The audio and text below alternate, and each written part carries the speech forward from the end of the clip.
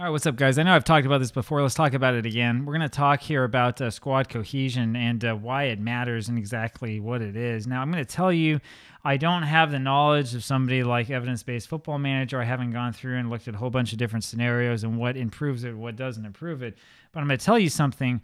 When I go over to our squad dynamics here and I look at the team cohesion, which is now a very good, I see the club atmosphere is good and so on and so forth, I strongly believe that this is not necessarily because of training sessions. It's rather because of the time that the players have spent together, right? So when you're putting a squad together, there are a couple of things that you really kind of hope that you see, right? This is one of them. What you're hoping to see is a hierarchy triangle on your team that has team leaders, highly influential players, and influential players sort of like this, right? So the players know where they fit in the balance, and so that it's clear who has respect for whom, who's at the top, who's at the bottom, and so on and so forth, right? What you see with a lot of saves that I've played with the old Youth to Gold challenge and stuff like that is you'll see like no leaders or highly influential players, just a whole bunch of other players, right? Because you bring in a bunch of young guys who don't have a lot of experience, and so as a result, they're not really more influential than other players. Over time, when you have the same squad together, this sort of will shake out naturally. Now, there is a problem with this, of course, which is that if I want to do something like, I don't know, sell this guy, Evan Bowden, which I might want to do since he's really not good enough for this team, I would say, we're going to really have a problem because of how influential he is and how long he's been with the squad, right? So it is positive to have this sort of setup, but there sometimes are some things that can be problematic. This is also helpful, and this will come sort of naturally as your players play together for a long time, where just about everybody's in the same social group. Not everybody is, right? We got these two guys who are out, and the reason why, of course, is because you have Martin, who we purchased, and Meza, who we also purchased, right? So this is what happens when you bring in new players, right? That will disturb your cohesion a little bit and will make it so that, you know, these guys will be maybe on the outside of the social group because they haven't been in that long. Now, if they've stayed in for longer and they're no longer as new to the club, then you will see, and we will see eventually them join this big social group. So that's sort of the way that that works. That's going to help with your club atmosphere, and that will also, of course, help with your team cohesion because the players will have a strong understanding with each other. And when they play together, they'll know where to go. It does make a difference in the game. If you have the opposite, so if you go back and watch my old Ingolstadt save, you'll see a poor club atmosphere because we kept losing, and team cohesion goes from poor to abysmal. It's because they don't like playing with each other. There were a lot of new changes. There were some guys who were not popular with others. There were a lot of players who in the social groups just were others and didn't fit into any group at all. And that caused a lot of concern and a lot of contention, right? Something to keep in mind when you're putting your team together.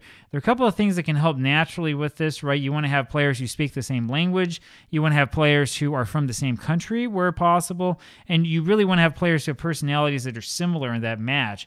What we mean by personality, of course, is not that the personality is the same, but rather the level of professionalism is about the same. Now, for us, unfortunately, because we're not able to do a lot of transfers, most of these players, I mean, they're up and down in terms of their professionalism. I would say they're probably more down than up.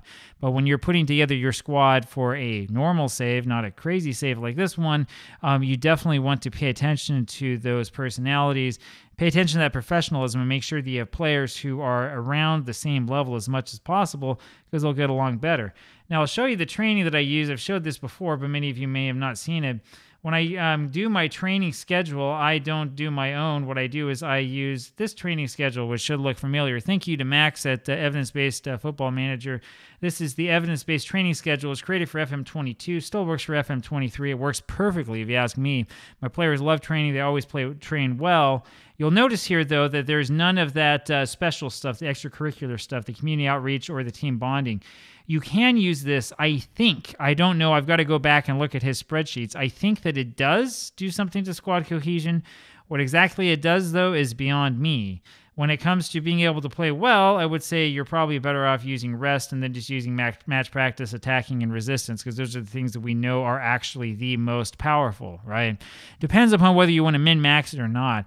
I do know from experience that if you do go in here and you start putting in one of the community outreach, one of the team bonding in every week, that will help with your cohesion. However, I think that that might cause other things to happen.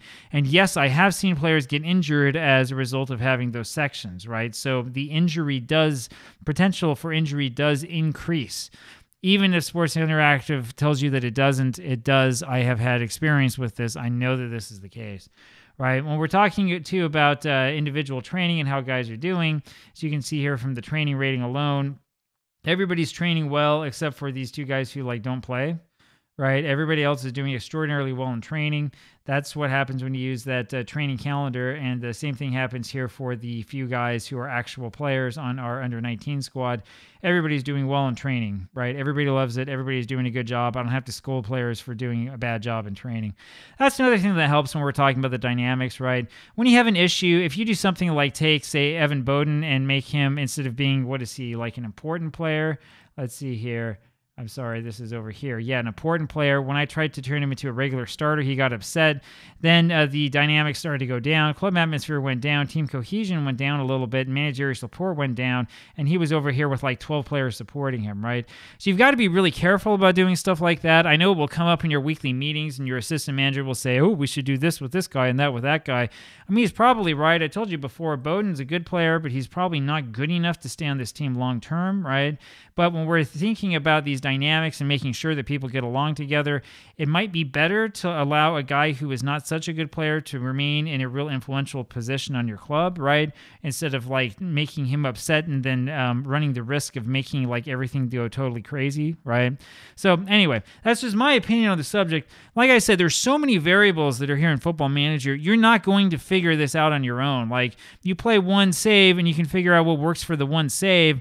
But if you're talking about trying to figure out what's going to work for everybody, you have to have a method of holding all these other variables constant. Things like your tactics, things like the strength of your opposition, right?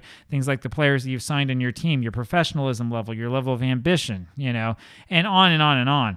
So something just to keep in mind, right? It's not that easy for us to look at this and say, oh, for team cohesion, here's like the one trick that works or something like that. There is no one trick that works. The thing that works better than anything else is keeping the same players together and having them play against each other. And the reason why I say this here with our save is because if you look, of course, as our transfer history that I showed you before, we only had 2 transfers in the entire year because of the restrictions we're under. And they were Grant Martin and Cesar Meza. And I'm very happy with both of them because they're playing well.